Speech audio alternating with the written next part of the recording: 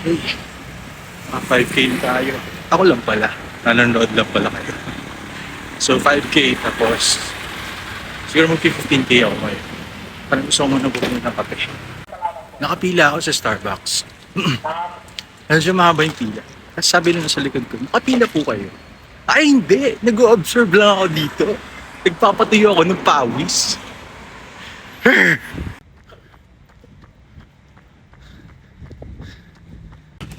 10 kilometers na.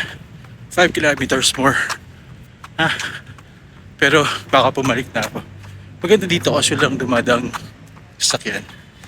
Last 2 kilometers or 1.5 kilometers. Naka 15 kilometers na ako. Parang gusto kong uminom ng green tea latte na hot sa Jayco. Pero